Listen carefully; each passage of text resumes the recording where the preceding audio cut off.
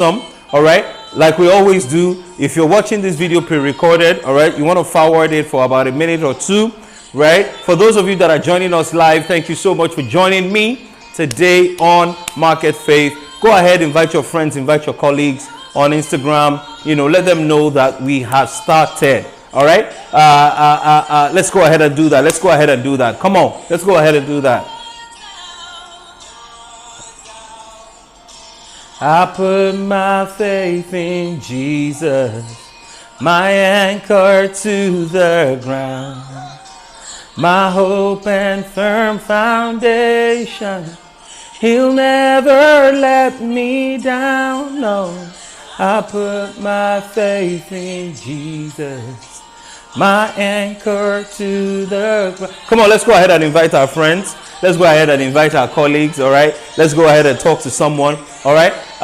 Put this on your DP, put it on your WhatsApp status. Let someone know that Market Faith has started and they can join us right now.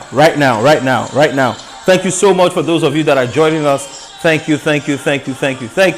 All right, as you know, we've been talking about developing systems and structures, all right, and we're going to continue in that stead today, and I think it's really going to help you. It'll be great for your business as well. All right, let's wait for a few more people for 30 seconds, all right, and then we will start. All right.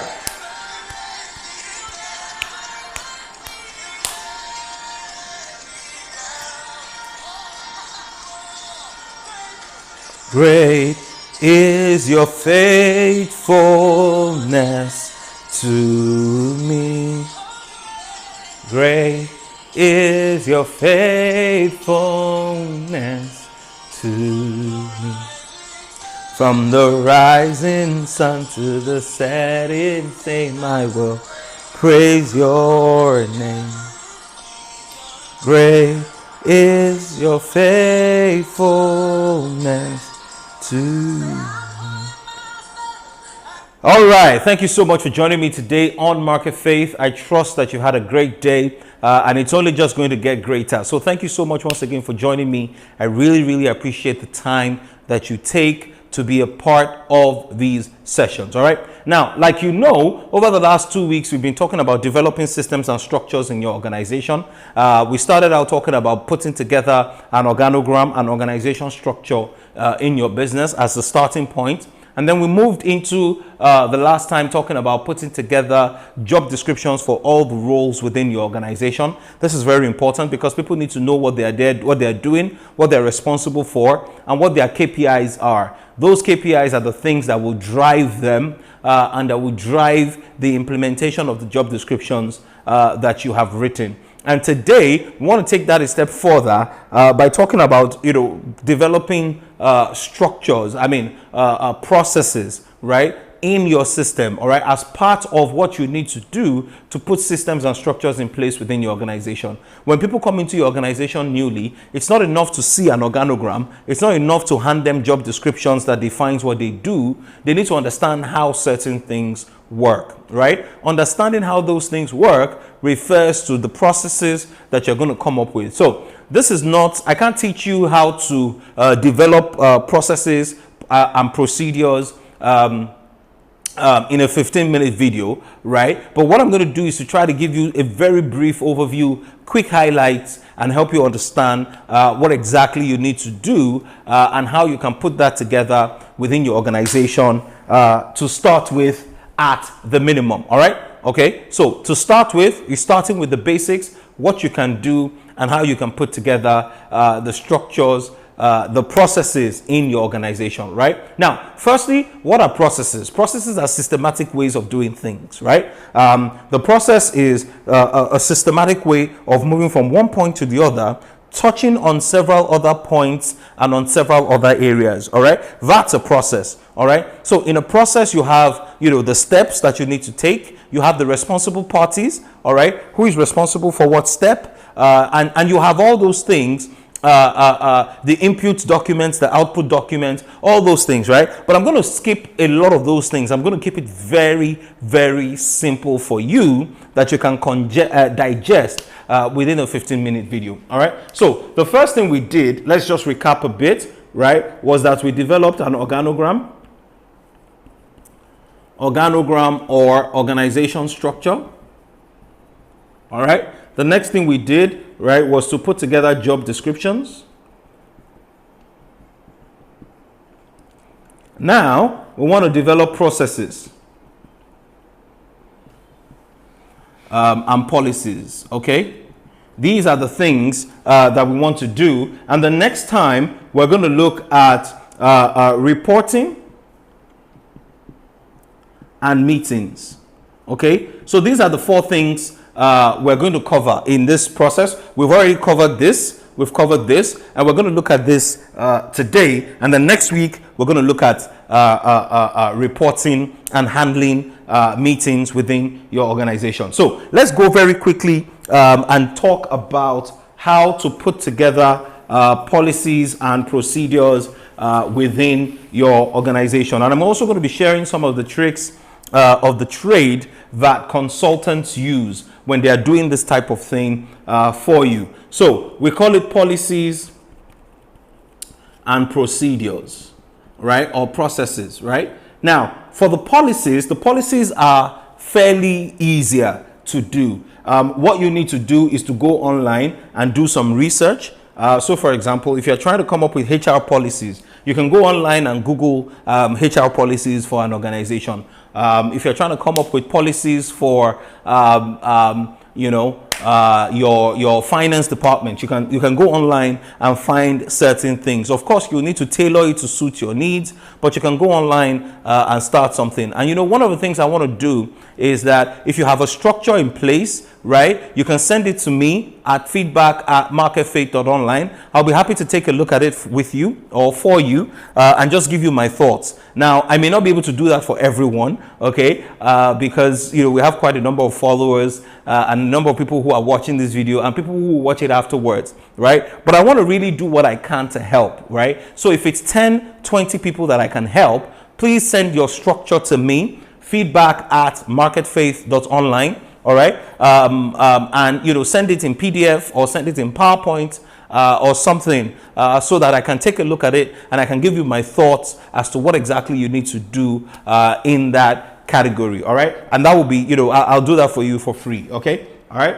So in developing policies and procedures, the policies part of it, right, you may need to just go online, do some research, understand how certain things are done, etc. On the procedure side, you may need to find somebody who is currently doing what you're trying to do and just interview the person and talk to the person. How do you guys perform this role? How do you guys perform this particular function within your organization? How do you do this? How do you do that? And all those types of things. That will help you here. Those are some of the things that you pay a consultant for. They identify people in your industry and they talk to them and they ask them how you do the things that you do so that they can replicate it for their clients. Now, in putting together procedures, right, let's pick a system within the organization. Let's say cash advance, right?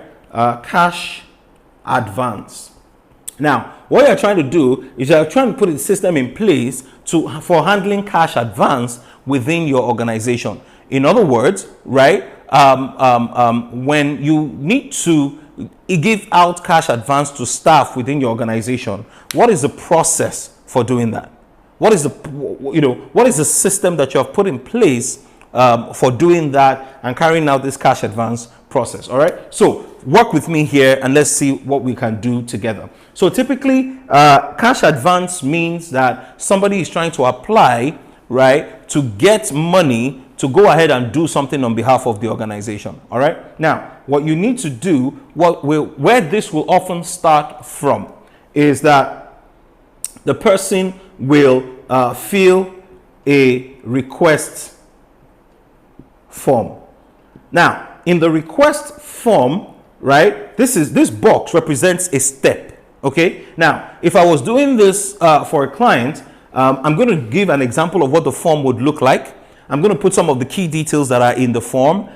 For example, in the form, an amount must be there. The justification for that amount must be there. Whether they are going to be receipted or unreceipted expenses, we want to see all of that in there. All right. So the first thing is that fill a request form. The question, who fills a request form? Who is this person? So we call the person a requester because the requester can come from any department within the organization. All right. So you fill a request form. Then the next thing that you do, okay, is submit to line manager for review. Okay, so when the person fills a request form, the next thing they do is that they submit that to the line manager for review. Who does this submission? The requester still. Okay, now what happens next, right? When the person submits to the line manager, the next thing is that line manager review and make comments or approve, as the case may be. Again, this is a box. Why? Because it's a step in itself. Okay, so fill the request form, submit to line manager for review. Then the line manager, so who does this particular task, right? Now the next thing is, as a matter of fact, some of these roles we need to put them on top, not below. All right, now the next thing is, right, that you want to, we always encourage, to start processes from the left all the way to the right. Okay, so I would recommend that we go this way. The next step is, once the line manager, comments and approves, right, then he returns to requester. Okay, this is the line manager's responsibility.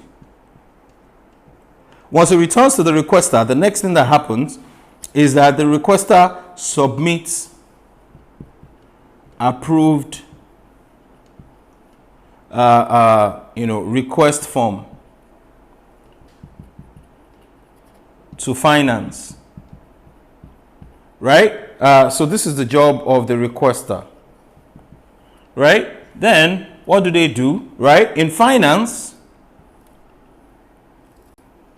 okay, let's say the accountant review to ensure there are no errors, right? And impute into software.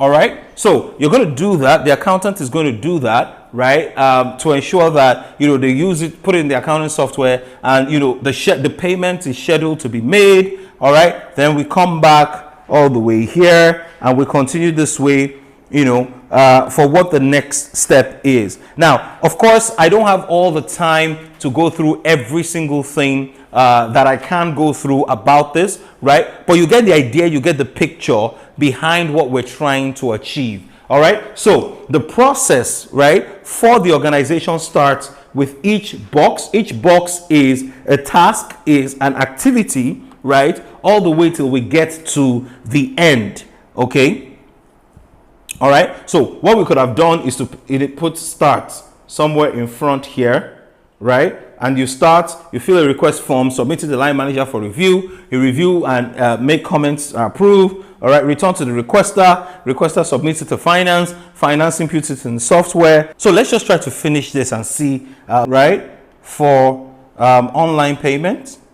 Again, assuming, right, that all your payments are done online via bank transfer, etc., and initiate for approval. Okay, now who is supposed to approve, right? This is done by the accountant, right?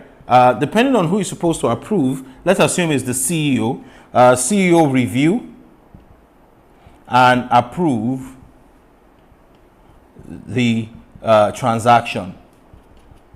Once CEO approves the transaction, then what happens? Requester will perhaps, receive payment of advance and confirm to accounts. Please forgive my spelling and writing. Okay, all right. And then the last step perhaps will then be Maybe by the time that is done, we don't even need to go all this way. By the time that is done, we can just end. That's it.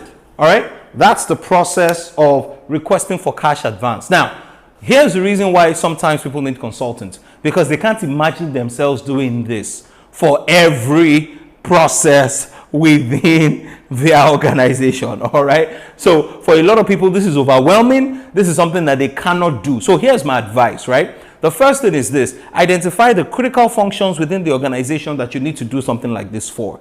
All right. Especially if you're in the kind of business where there is a very high turnover of staff, you want to ensure that this process is very well spelled out, so that whenever people come into the organization, they see what needs to be done as far as that particular thing is concerned, and they can get it done. The other thing you can do is that you can do a video, right? You can do a video just like I'm doing now, explaining these things to your staff, and keep it on your intranet or something. Whenever you hire a new person, just have them watch the video, and they will understand to a large extent the process that you're trying to explain to them. So largely, this is how you do process. I did a video where I talked about using brown paper and drawing up the process within your organization. This is essentially what I'm referring to. Imagine that all these boxes are pieces of brown paper, and I'm pasting them on the wall, and I'm using arrows to connect one thing to the other. All right.